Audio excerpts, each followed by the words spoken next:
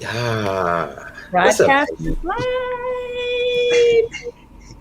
Hey everyone, happy Father's Day to the men out there raising children and nieces and nephews and cousins and surrogate children and just being that presence, that masculine energy presence that is important. The feminine energy represented. And today we are going to talk about parenting from a Black male perspective. Wesley Hamilton.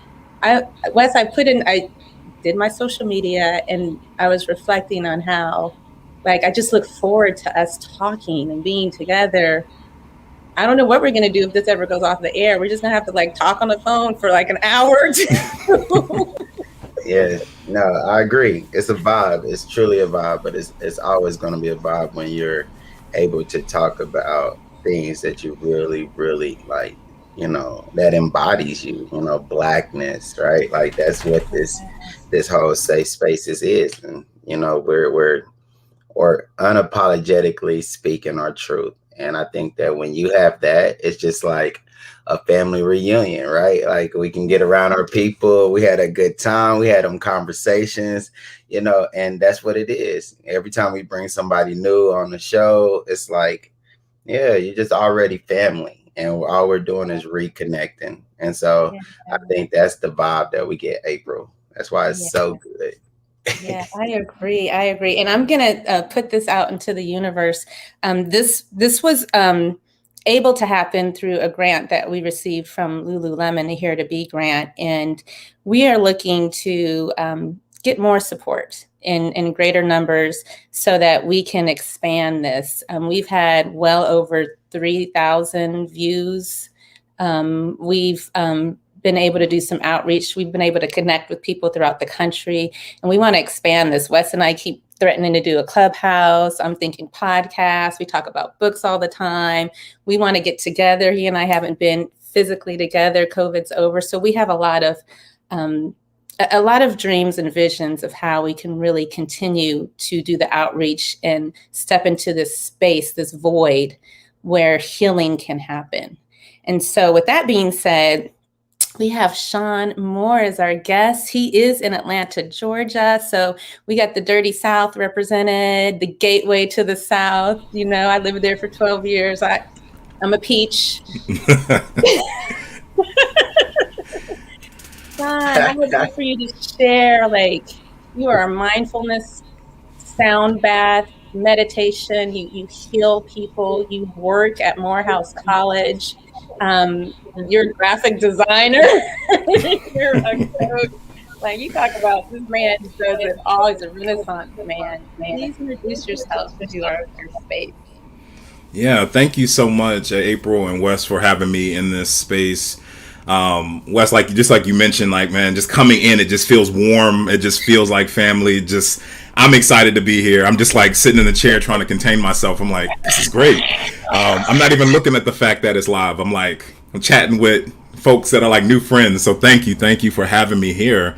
For me, I look at, and you mentioned like being a Renaissance man and all of these things kind of on my tool belt. For me, and it took a while for me to figure out like what was the connective tissue, because at a certain point, maybe like if you asked me maybe about 4 years ago, it's like I'm wearing a lot of hats and it's probably like doing the most. But for me, the connective tissue is really creating space for people to have a level of self-inquiry and personal discovery. So for when I look at what connects all of those things, that's really in that space. I've been working in higher ed and student affairs for over 10 years now, which has been great. A lot of that work has been in student life functions, student leadership, student activities functions. So I've had the pleasure of working with students at a lot of different colleges around their own personal identity development. We know that, in college, that's where people really figure out, that's their playground of figuring out who they are and what that can look like. And it's a safe space typically for students to be able to do that. And I've had the pleasure of being able to do that at a few different institutions. Right now, I am at Morehouse College. It's one of those cool things, like, if you asked me when I started, this was one of the dream institutions I wanted to work at just because of what the institution does. developing Black men for leadership. And in the capacity that I'm almost in like my dream job. I'm a director for student leadership and talent development, where my primary role is to create those opportunities to help students figure out not only how they show up as a leader on campus, but then to be able to carry those skills into the rest of their life, whether that's an internship or life past Morehouse. And so I develop a lot of training, workshops, conferences, and other institutes that help students dive into that from a lot of different perspectives.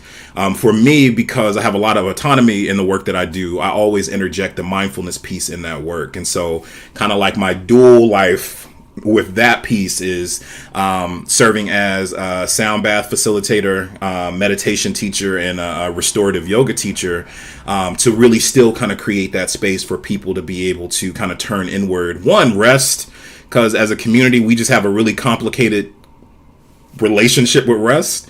So creating that sort of guide and space to just rest. And then once you've gotten comfortable in that rest, how can you start to turn inward and figure out what are the next steps for whatever it is that you're doing? So that's just a little bit about the work that I've been doing. I've just been happy that I've been able to really interject that work with Black men, because quite often, I teach a lot of workshops around the intersection of mindfulness and leadership and what that actually looks like.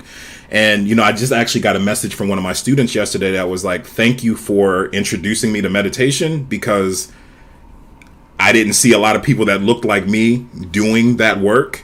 And we know what the wellness space typically looks like. And to get that kind of message and see that like, oh, wow, this practice is for me and it's been beneficial was really rewarding. So for me, it's always about trying to figure out how to marry that sort of conversation around mindfulness and leadership and how those two things work in tandem together. That is beautiful. And as a practitioner and as a teacher in this space, to see that masculine energy, that Black man energy step into a room and be able to offer that is powerful. And I thank you for that, especially as a mom of 3 Black men, boys to men. And it's encouraging to see that and know that, because I think it demystifies just the energy that is often around the feminine, like, oh, that's for women, that's feminine energy. And so I like that. And it's again, I think it's kind of a fathering presence. Wes, I see you unmuted. I know you got some stuff to say. Oh no, it was funny because I'm probably unmuted for the boys to men comment, because I was like, it was funny, but I know because it's Father's Day and I'm not trying to put shade, but they only made a song about their mama. Like, Are there Father's Day songs? That's a good question. I'm about to pull up the playlist from boys to men. I'm like, when you said it, I'm thinking like, first thing came to my mind is like, I always would play the mama song around Mother's Day, and like, man, do we got a Father's Day song? I don't. Well, you know what? But that's the reason why we're having this conversation today. We're building better. We're building better men. We're building better fathers, and we're trying to make sure that our Black men stay alive so that they can continue being fathers. And so I think that that's important as we think about like why, I think I've seen enough conversations in the last couple of weeks about just the lack of acknowledgement when it comes to Father's Day, or just the push with media and things like that. Like, I'm a single father. It'd be going on 9 years that I've raised my daughter alone. And that's all since I've been paralyzed. You know what I mean? And so for me, it's when Father's Day happened, I'm just like, it's another day. I'm not really like pumped up. I'm not amped up for it like I do for my mom. Like, oh, it's Mother's Day. You buying gifts a couple weeks before. You thinking about like how to make it just. And then for me, I'm like, man, but I've done all that extra work that that I watched my mom do as a father, but I don't even see myself as being or recognizing myself. Like, be honest, this morning I'm still overthinking what social media post do I make.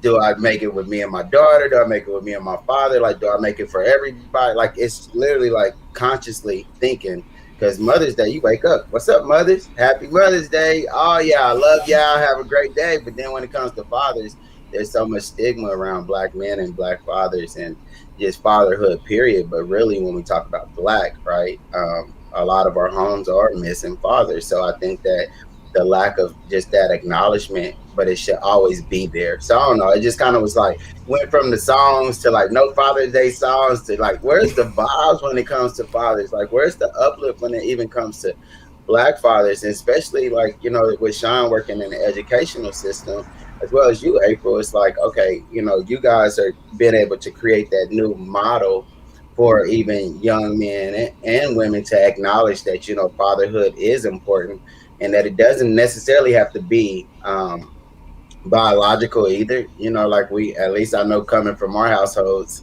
we love our step parent. Yeah, Yeah. yeah, for real. So I just kind of look at it from that point, but we still, like I'm always thinking like my dad and my stepdad, like how can I be able to provide value to them? But I would just go, and let our listeners and viewers know like that is a stigma that we're still breaking in the work that we're doing now. It makes sense. So anybody that's a musician that does music, come out with that Father's Day song because we need one. We need something empowering because I Yeah. think it'll speak. Yeah, and put it in the chat, Absolutely. you guys, if you know of a song. I'm thinking, I kind of remember Drake saying some stuff about his dad, and that's all I can think of. No. I don't. No, you don't think so? I feel like I don't know if it was the best. I know he's had a okay. complicated relationship with his dad, so I don't know if it was the best. Touche. But I do. You brought up something, Wes, and this is why I wanted to talk about this with you guys in particular. Like you said, we love our step parents, and I'm going to just be very candid. I know, like my father isn't an integral part. He is. He birthed me. He was around until I was 8, but we are disconnected.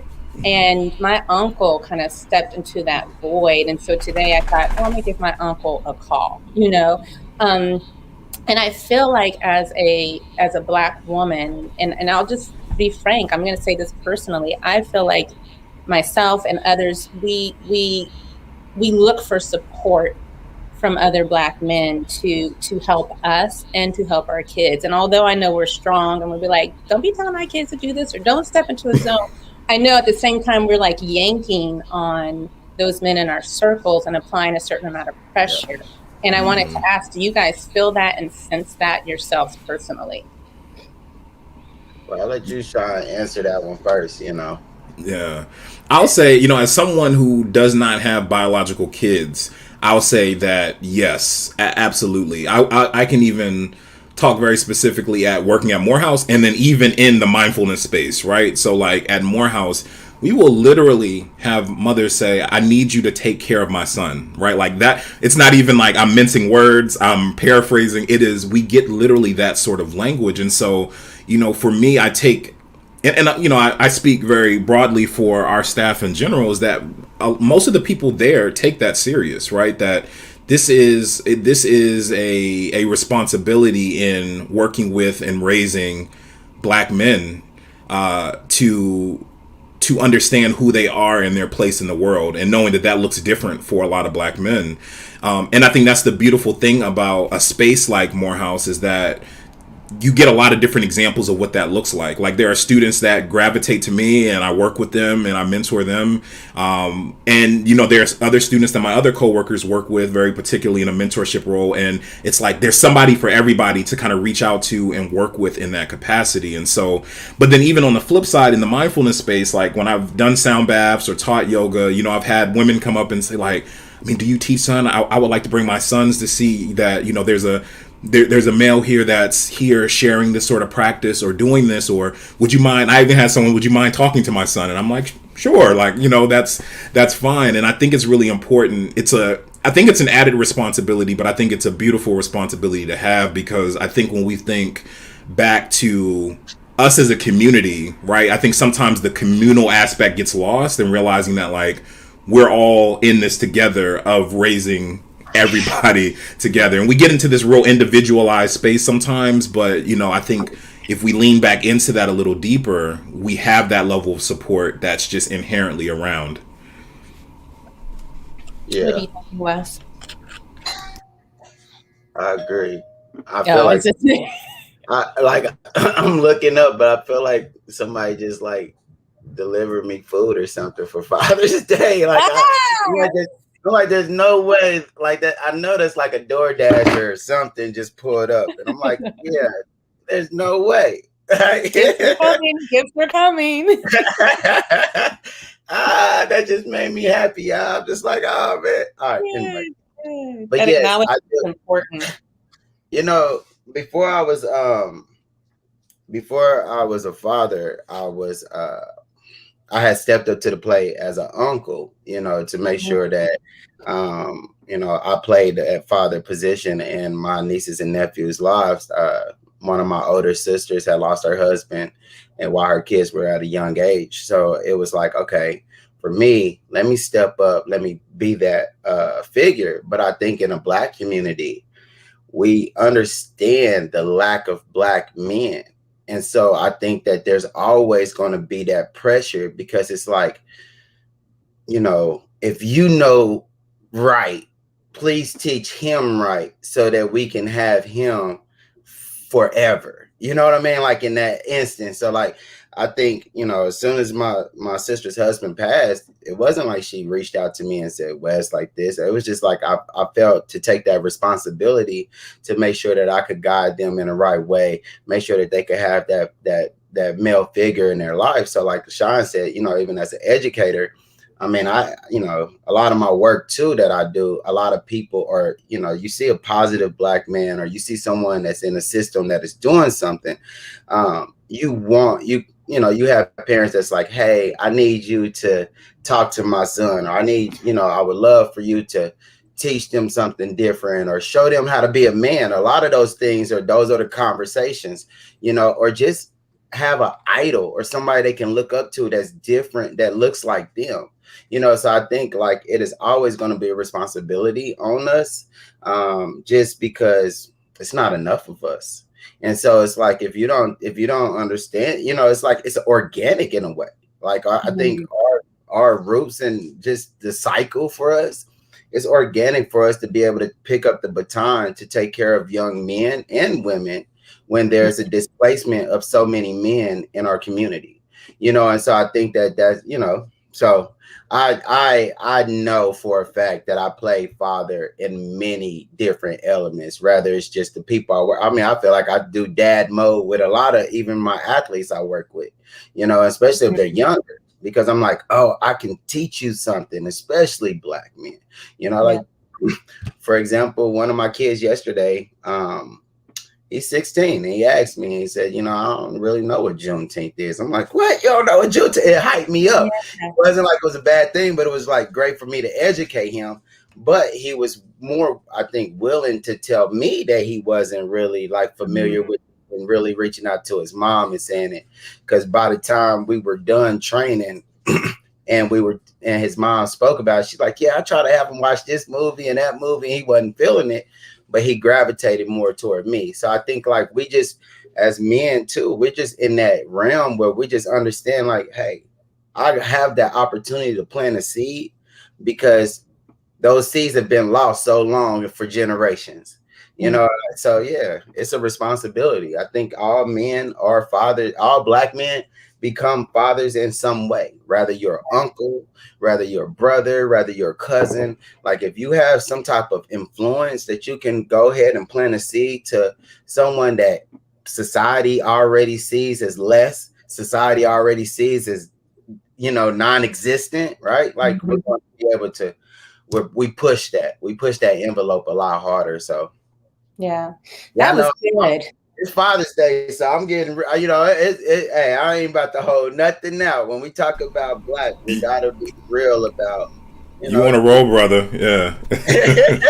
You made me think of quite a few things. One, I was thinking, so much has come up around the issue of gender, right? But when I understood men and boys, because I'm raising them, and men, when you were saying you were able to speak with your athlete who's 16, and you said by the time we finished working out, you were able to educate them. And I understand I had to learn, because I'll get in somebody's face like, look at me, tell me what you're thinking. And the shoulder to shoulder connection that men make, and it's through movement, and they engage in a different way. I think that's really important. And as a woman, a female, I didn't understand that. And then two, that fathering women and men. And I'm sure so many women, like, we are fathered by our partners, and it's good and it's bad, you know. And then three, what I really want to bring up is, why aren't there enough men? And it's a direct reflection of trauma. It's a direct reflection of somebody being incarcerated. It's a direct reflection in my eyes of what has happened to Black men. And that's what I wanted to just bring out, and have you, Shawn, talk about that, because you're in the space of healing people from trauma, you know, intentionally or unintentionally. Yeah, and I think the immediate thing that came up, especially as Wes was talking, is, you know, the word that keeps resonating is the word responsibility, right? And we think about that, and I think part of that is having a responsibility to show up as a father means that there also has to be a responsibility to make sure that you are able to fully show up as yourself. And that means having some of those tools to take care of yourself in a very particular. It's one of the reasons why, like, if anybody knows me, I'm preaching self-care all the time. Like, because it's like we are tasked to show up for so many different people, but it's like, are you showing up with the empty cup to then try to pour into somebody else? And, you know, I know there's a lot of ways to kind of flip that script and that conversation, but it's like we should always be giving from our overflow, right? And I think when we think about that lack of maybe role model or father figure in that space, I think folks are there, but they might be there with an empty cup, right? And then we're expecting them to show up giving of something that they might be working out of a deficit themselves. And so I think that's where we run into some issues and a lot of areas of growth, is that, you know, vulnerability comes from that overflow, right? And I think even what Wes's example is like, that's a level of vulnerability, but there's work that has to happen to get there. And it's like, for the people that are taking up this responsibility, are they doing what they need to do to take care of themselves to be able to give from that overflow? That's one of the reasons, even April, like when we first started, before we started, I was telling you, I'm coming off of a week off. It's like, for me, it was really important. And I got another week coming in July, because I think back to, like, okay, the school year is starting. How can I reset to make sure that when my guys return, because we're thinking we just had a year off of in-person sort of engagement. When my guys return, how can I show up fully to make sure that I'm not burnt out? I'm not, whatever I got going on, that I've kind of worked through that, or I'm in the process of working through that, to make sure that when they hit the ground, that I'm like, hey, welcome. I'm here with open arms. Because I even know, in talking to some of them virtually, it's like, this year was rough. Yeah. And it's like, how can I prepare to make sure that I'm there with open arms to be able to work with them and develop those levels of relationship, to garner that level of vulnerability that comes out, to be able to help and assist. So I think a lot of it is like, we have responsibility to pour into other people, but we also need to highlight the responsibility to take care of ourselves, to make sure that we are up to the task to pour in. No, I love that, Shawn. I literally, I think my last social media post a couple weeks ago was about mental health and me taking a break. Yeah, you were like, I'm signing off. Like, I might share some stuff on my stories, let people know I'm still here and I'm living my life, right? But I had to, you get all that pressure from last year. And then I just seen a post recently, and I think it was like somewhere in Canada, but the post this is what we relate to. So just say like your city or whatever. It's like, hey, we're shut down, right? And it's like, oh, we're about to open up. And so I think under the thing was like, but I'm still dealing with financial, social, this type of issues. And then it's like, oh, okay, but it's cool. But now we're open.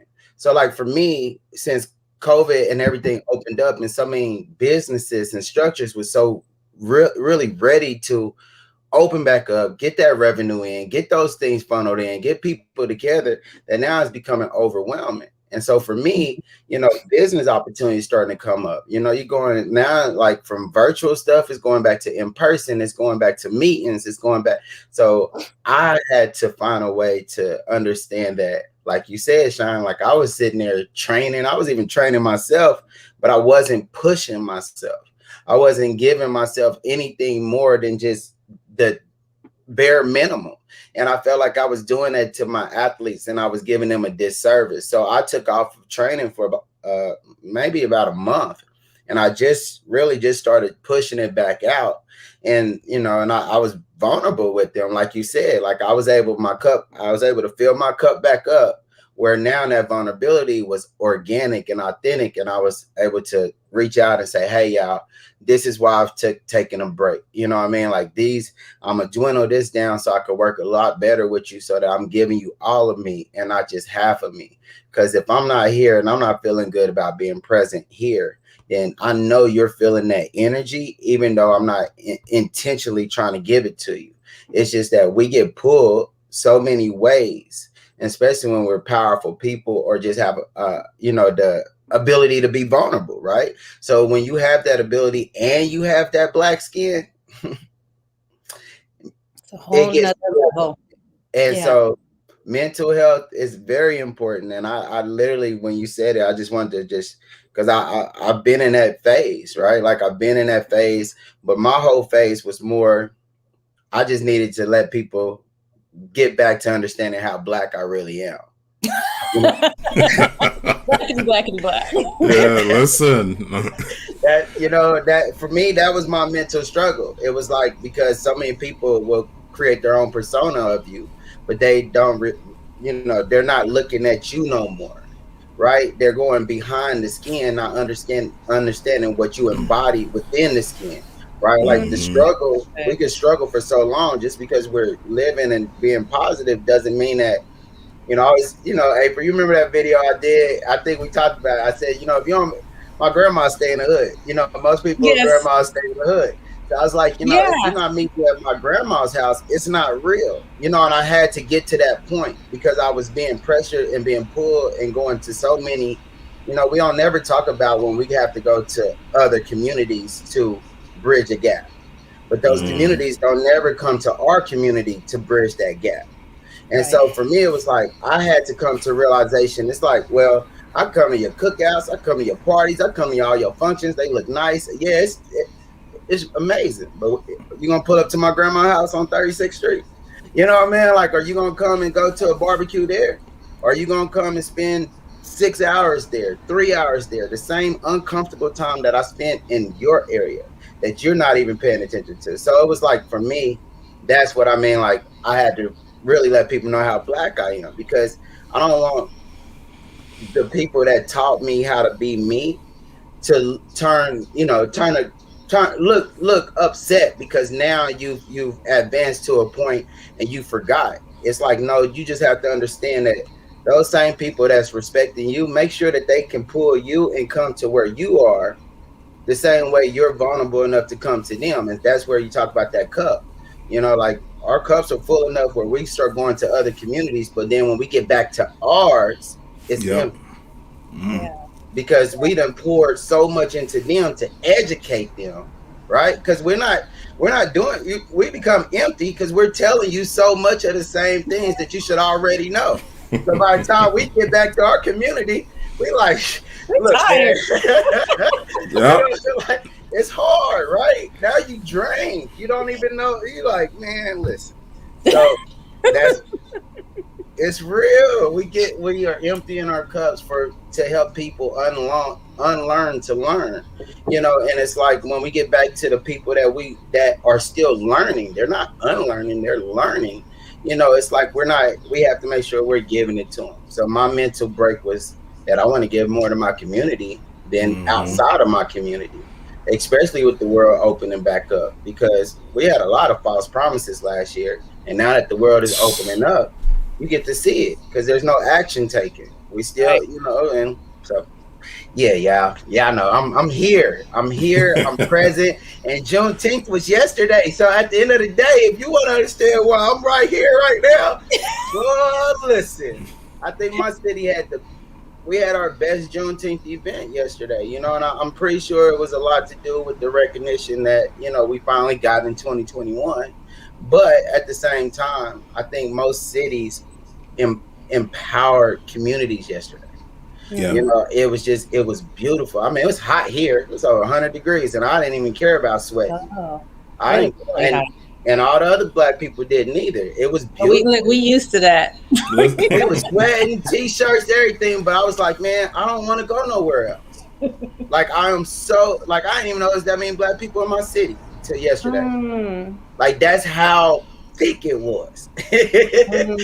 That's beautiful, and that's beautiful, and that's a good positive spin on that and a good outlook. Like it's being recognized, because I will share. I've been a little bit in my feelings. One, I just had a personal issue because I needed a federal office to be open Friday, and I was like, y'all gonna decide to make Juneteenth a holiday after all these years. But it's and this black family needed some support. Yeah, right. But that is a beautiful thing. I actually got really homesick because I'm a native of California, and my sister, I'm going to shout out, she's on the board of the Crenshaw YMCA. And when you talk about like being black, like I went to summer camp at the Crenshaw YMCA, and even, you know, Shawn, you're from Atlanta. I'm sure you've heard of Crenshaw Boulevard. Wes, I know you have too, because he keeps going home, and I keep like having this jealousy because he's all in my hometown.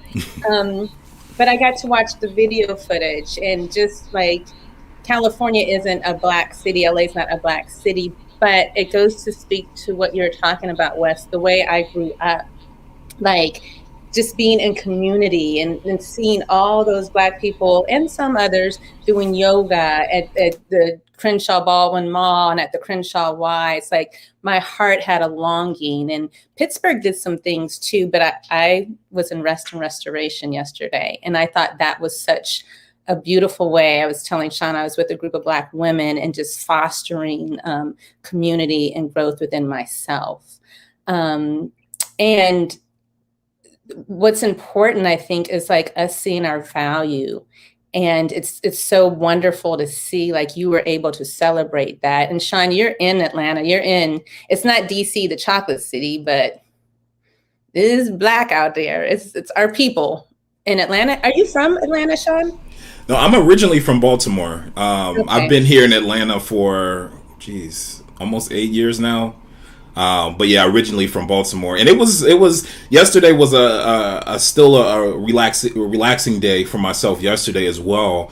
But even Friday, I was out running some errands, and I stopped at there was a particular. You're familiar with the West End Mall over in that area, right? There's like a African shop over there, and I went in just to get my incense, to do my incense and my black soap and all that kind of stuff, and the line in there was jumping, but it was people buying stuff in preparation for like Juneteenth, like, and it was like beautiful to see, and it was just kind of like, wow, like people are celebrating and people are excited, and you saw this renewed energy. And even in the store, it's like people were having conversations with each other that weren't like, I was like, oh, y'all aren't together, but y'all just started sparking up conversation. It was beautiful just to see that, like, in observation. Like normally when I go to places, if it's a line, I'm not gonna do it. I'm like, all right, I'll come back. But I just stayed in because it was beautiful to be in observation of like, wow, it's some energy around this, and it's celebratory and it's exciting energy.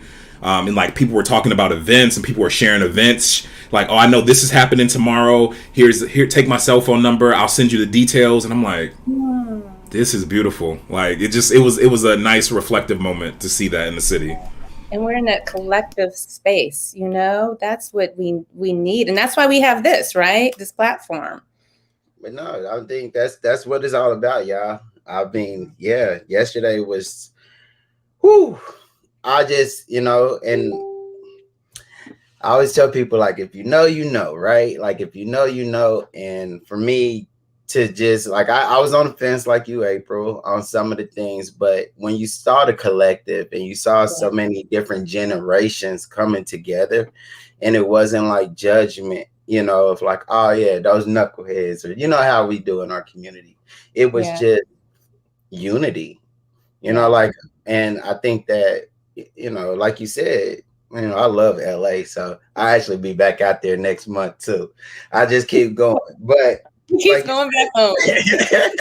like you said though, Crenshaw, and if you know the history of it and the things, and so to be able to see it, like for us, our historic area, they had yoga, at 9 a.m., and so it's like bringing those things around communities, bringing that even for our youth to see, I think that is powerful because when I was younger, I didn't see a lot of things like that, holistic things, mindful things. And Juneteenth wasn't as powerful as it was now or yesterday as it when I was growing up. So you'll get small people or small vendors, but I feel like we had, it was probably vendors everywhere.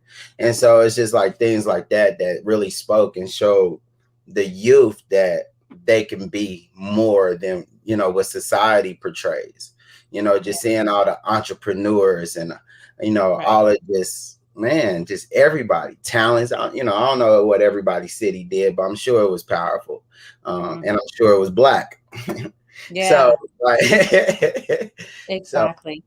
I am thinking so many wonderful thoughts, but just everybody being in a collective space and like the beauty of not just seeing, you see all hues, you see all shapes, you see all sizes, you see um, all leanings. You might see like Hotep, you might see, your Native American brother, you might see like, a Nipsey, you will see like so much beauty and you see so much masculine energy and feminine energy. And it made me think about that's what I saw growing up. I was born in Berkeley, California, and memories I do have of my parents, like they were like power to the people. And I was able to see men engage in such wonderful ways in collective spaces.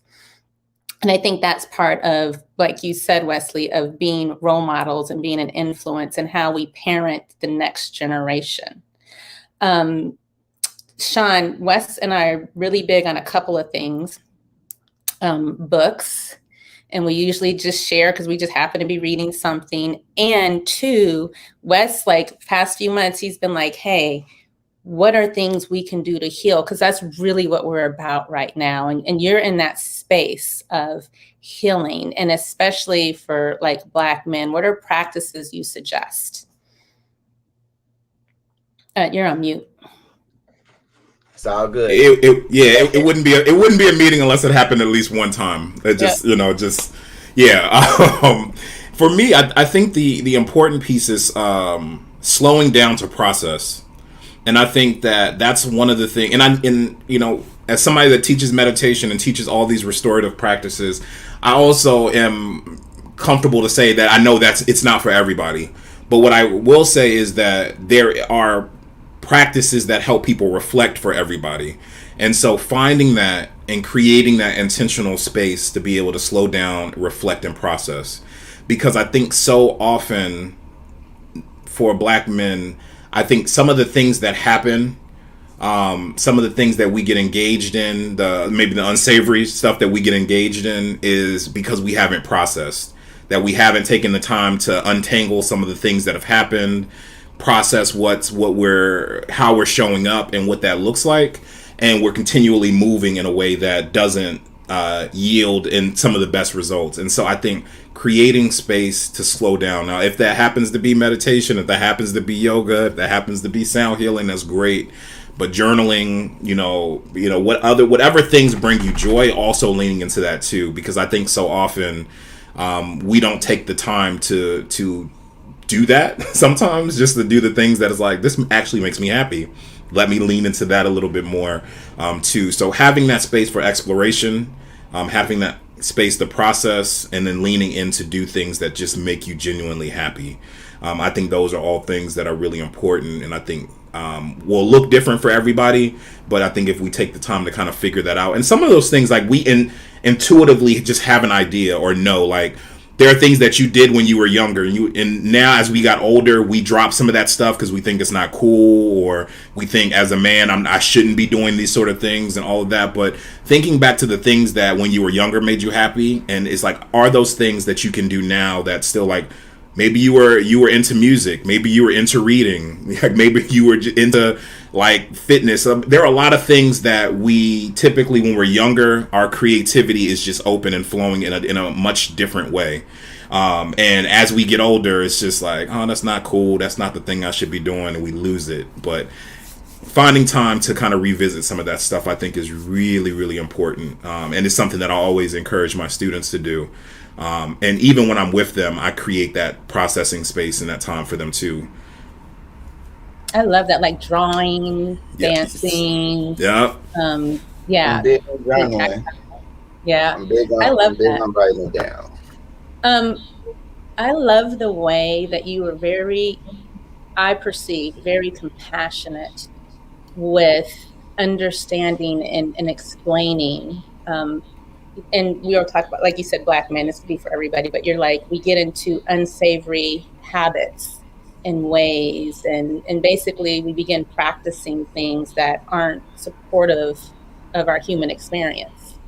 That's such a wonderful, compassionate way, because I feel personally, even me, like, boy, why are you out here drinking and smoking and hoeing? And, we like are hard Shaming. We start shaming. Yes, that's it. And if there's one way you want to turn somebody off and not listen to you, is to shame them, right?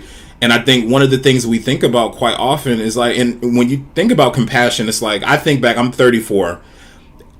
I've done some crazy stuff, like when I was younger, in college, in high school, in my full adult life. And so, we don't, for me, I don't look at anything as a mistake. I look at things as lessons. And so, if we can get something from it, it can be something that's teachable for us.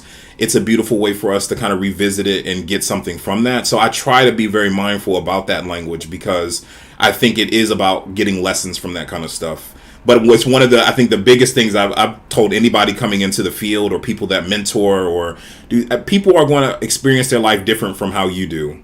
And so there's no need for you to put qualifiers on it, or frame it in a way that is negative, but it's just about, it's an experience that you had. Did you get something from it? Did you learn from it? And if you did, then it doesn't mean that it's something that you should hide or that you shouldn't lean into. But it has a wealth of knowledge embedded in it that you can learn from. Well, you know what? Woo, hold on, y'all. I don't know why every time I talk, my throat, you know how I go, April. I want to I guess I want to piggyback off of that, because it is important, that we understand the difference, and we understand, like, even in our communities, there's so much learning that we have to do, because there's a lot of shaming, right? Like, there's a lot that just goes around because we don't know no better. It's kind of like generation after generation is really saying the same things. We're finding that, younger people are just speaking the same thing their parents said, and teaching the same things that their parents did. And so when we talk about even Father's Day, we talk about things. Me as a father, I'm constantly learning how to be a father.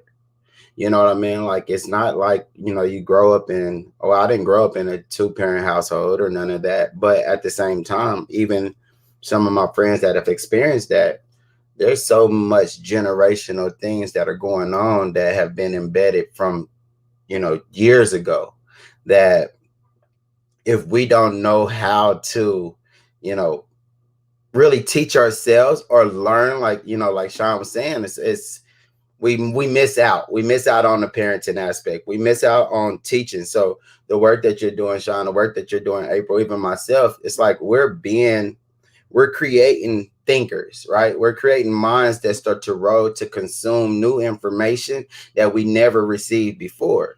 Because that's the thing. It's like there's so much information out there, but even for us, we have to be able to teach. So how do we teach our Black men and women to deal with anger? How do we teach them how to deal with their trauma that they're dealing with? Like, we can't just sit there as a parent and say, hey, I need you to go do this, when, there's all these other things that they have to unpack, or they have to figure out how to learn. Like, there's another community of people that's like, oh, write it down, right? Like journal it or read a book. Like we know there's a stigma with Black people in reading.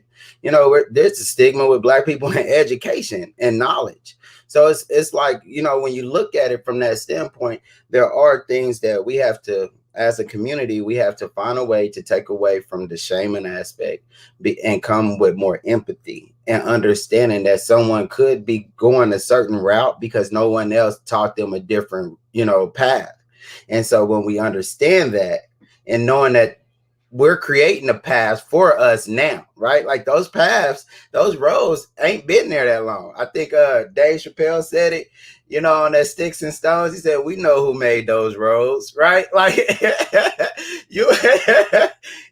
so all in all, when we know that we're really constructing what we want to see in the future, that we have to take away from just, like I look at everybody now and just kind of understand maybe their position, and it's like, okay, I get it. Like I understand why my father wasn't around, a certain part of my life after I started to talk to him or just look at his life and educate myself on just Black men and what was going on in that time period. So it was like, okay, I got a little bit more understanding. I might still wanted you around, Pops, but I'm not knocking the fact that you're there for me now. Right. Because now I understand why you wasn't then, and again, like for my mom, it's like things that she has to learn when it comes to Black men in that time. So there are cycles. And so, like you said, Shawn, like just taking away the stigma and not, because whatever, what my dad did 15 years ago, he's not doing now. You know what I mean? So that shaming and stuff of, what he was or not this good father or, no, it's just that some people don't understand the process or understand, like Shawn said, the pressure. You're trying to be a father and your cup not full. You got all these responsibilities to not just be a father. You have to be everything. You have to be the protector. You have to, like, our households are different than many, right? Like ours is not built on foundations of generational, like, oh, I can go to great grandpa and like I can go to these people. No, it's like the man of the house is the man of the house. So if it's a 16-year-old boy and there's nobody else there, he's the man of the house and he's learning how to take and raise his siblings and his mom. He's trying to teach her how to, my 16-year-old, he's like, every time he talk about work, he's talking about taking care of home. And I'm like, man, that's the conversations that's in the house, right? We know those conversations, like you get about 18, you got to pay these bills, you're still going to be there. So it's instilled in us to be able to take care of home when we haven't probably even been able to understand how to take care of ourselves. And so I think, like, when we talk about parenting, it's just important that we go and take away the shaming and come with more understanding so that people can start to grow. Because if we were growing culture 50 years ago, then we would be elevating a lot more right now. We'll be progressing a lot more, right? But instead, trauma has kept us down over and over and over. And so when you get to a point or a level as a Black man, and then you witness, someone like you on TV. We don't have to go into the trauma, stuff. But once you witness it, it takes away the value that you have of yourself because you see still how people view you. So again, it's just like, man, you know how we always say, like, you take 2 steps, forward just to get knocked back. It's like for us, that cycle has constantly happened. So having a mindset to say, okay, we're going to take away this shaming, because that's all it starts with. It's a lot of shaming when it comes to brothers and parenting, when it comes to just period, right? So it's like, man, this person ain't doing nothing because he, sitting around, like April said, like sitting around smoking all day, right? But it's like, well, is that all he know? Is that, has somebody taught him something different? Has somebody, what is he smoking for? What trauma is that person instilling? That's what I was going to say. Is he coping with something? Because we run into that all the time. Like we have some like care management meetings and we run into that all the time. It's like students, like it's a marijuana issue, but it's like, cool, we get it. It's going to happen. But what's behind that? Because that's really what we should be working towards. It's not being punitive. It's like, oh, he needs to get kicked out or such and such happened. But it's like, no, what's behind that? Because, oh, you're coping, you're working through something, and this is the only tool that you know at the moment. And so this is what you're leaning on. that's what we got to start like peeling the layers back and not getting the superficial stuff, because that's where we get into trouble. You know? Yeah, I love that. The judgment that we hold, it came from a whole different community. It came from a white lens. It's being viewed through a white lens, and and we've adopted it and we placed it on ourselves, and that was so even just healing just to hear you say, Shawn, because that's how I've been feeling like with my own raising of men. And I know I can only go so far because I don't understand their male psyche. I understand the human experience. But I do know there's something deeper. And if I have the compassion to support them in that deeper space, then I can help them thrive as opposed to shaming them. And we've been having these conversations about surviving versus thriving. And like, we do have to learn how to survive in this system, but I'll be damned if that's what I want for my kids and my community. Yeah. I want you to elevate, and it won't elevate until you buck the system. And so, yeah, this is, it's a lot. And I think this is a platform where we can at least bring that to the surface, right? Cream rises to the top. Yeah. You know, and that's what I want to do. I want us to bring up that cream and that fat and that stuff that's essential, and let everything else peel away. I wish we had like 2 hours, but I have this vision. So here's the vision. We're all going to go home, which is Los Angeles for me, in West. Facts. We're going to go to the beach. Shawn's going to bring all his sound bowls because they're very expensive. I was going to buy some, and I was like, Lord, they cost a lot. They're a little bit of an investment. They are. You're going to bathe us with sound, and we'll have the healing. Like, I'm ready for us to come together. Yeah. And we can make that happen. More of these conversations, so we would love to invite you on again because we're looking to extend this. It's almost been a year that we've done this, so most definitely. With that, do you guys have any like shares, like any literature you've been reading lately that, or something you have read in support of like Black parenting or healing or anything recently that you would like to share? You know, honestly, I hit my 2 books because it's only 2 books that I've, at least my 2 recent books. So of course I did the Marathon Don't Stop book, which is not an official biography of Nipsey Hussle, but it was very powerful, and it was powerful. It really just talked about Nipsey's upbringing, and so that really. I loved it, and I feel like Marathon Doesn't Stop. That's the name of it. Marathon Don't Stop. Things that Marathon Don't Stop, and so it. I think for anybody, it really speaks, but it also talks about like how Nipsey was raised and why he focused more on like making sure that his kids had, generational wealth, and making sure that they had, they put emphasis on the trust funds that he, created, and the knowledge that he had. But then the second book that I'm reading right now is Rick Ross's book. I think it's called Hurricanes, and it was just on Audible. So I was like, man, let me check it out. I just heard Nipsey book. I'm like, it's powerful. And when I listened to it, it just really just like, I never knew his story. Like, I didn't know how much of in the game that he was. I didn't know like the background. And so for me, as for Black people too, it really spoke of like the grind. It really spoke of like what we have to put in as an effort to really get to reach the peaks that we're at, and then what systems and things are going to constantly try to break us down. So I think it was just very powerful. So those are 2, and of course Black Pearls. I always tell people, so Black Pearls, 365 days of African American meditations and affirmations, for sure. Hold on, I got you guys. Eric Kopich is. And so, all right.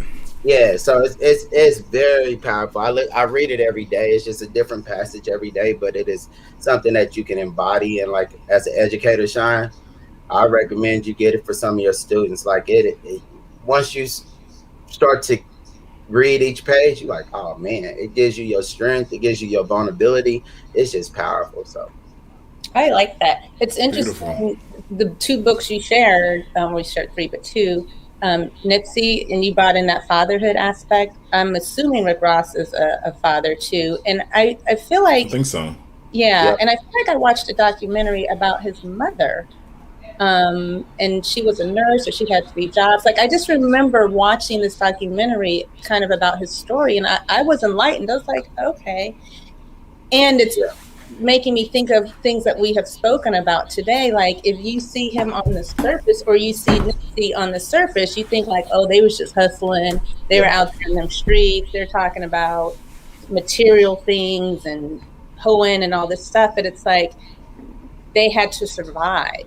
And they had to survive through so much that is oppressing us. And so thank you for those shares, Wes, and we'll put those out on the chat. Shawn. Yeah, I keep telling myself to stop buying books until I finish them, because I'm just like, oh, this looks nice. Let me purchase real quick. It's a few books I'm working through right now. One I would say is Young Pueblo's book. It's called Clarity and Connection. Short meditations in that book, really, really good. I love his work just in general. So yeah, yeah. The second one I'm reading is Howard Thurman's book, which is Meditations of the Heart. Beautiful, beautiful passages, short meditations there as well. And then the other book I'm reading is Tracy Stanley's book, Radiant Rest. Yes. Great, beautiful book. Yeah, I feel like I read like a page and then I just try to like sit with it and digest it, and let it kind of go down beautifully with the practice. And then another book I'm reading right now is Lost Prophet, The Life and Times of Bayard Rustin. Really great book as well. Thanks for sharing those, and I'll be sure to put those out too. I was sharing with Shawn, but I am going through this yoga nidra, which is one way to describe this. Like, we do yoga to get into the pose, and we move into the pose so that we can kind of tap into the union of ourselves. Yoga nidra is about letting the pose support us, and going really deep and tapping into our divine, our inner intelligence. So I had over 4 hours of time with Tracy Stanley yesterday. And if I'm correct, she's in California. So now I'm adding to my vision of her supporting us. And Radiant Rest, I just downloaded that yesterday myself. You gotta let me know what you think as you're moving through it. Yes. Okay, we're gonna share that. Yeah. And Wes brought up last time, he's like, and Young Pueblo is Latino, if I'm correct. Mm-hmm. Yep. And we're all Black everything. However, we know that we are a collective human experience. And so I've been reading books to get through a certification. In this book, Nonviolent Communication by Marshall Rosenberg. He's a Jewish man, and you see I have it all tabbed up. This book has been so enlightening, and I feel like I've been tested and my violent language has come out. You say something and you're supposed to learn from it, and then you catch yourself, you're like, ooh. Like when we talk about shaming in our language, this book is really helpful in understanding to support yourself and get what you need, and to communicate that, as opposed to communicating what someone else is seemingly doing to you. And he has worked with groups, and he says it nicely, but in the hood, he's worked with factions that have been against each other. So nonviolent communication, I feel. He's a PhD. I think he's a psychotherapist, but this has been really, really, really good. And yeah, Tracy's book, I'm going to start that. And Octavia Rahim has his book. Gather. Yeah, so I've been checking that out. So we share that with all of you, and I just appreciate your male energy on this June day. Well, happy Father. I mean, this weekend has been full, you guys. It was Juneteenth, followed by Father's Day. So this is like a great time to get together. So you guys have any other closing words you want to share? You want to dispense to the collective? First though, Shawn, we have to connect. You and Morehouse, a lot of my work and stuff, I want to just kind of let you know, it's like really trying to push the envelope for Black people with disabilities too. And so I know like those sectors are something that, even in institutions, there's a lot of learning to do. how to create more inclusivity. So like, make sure that, if you ever want to tap in, because our young brothers, they get out here like me, get shot, but that don't mean like our lives are over. We have to be more ambitious. Also, like, I don't know if you know my big cousin, but he's huge in Morehouse. His name is Jason Crane. So like, Yeah.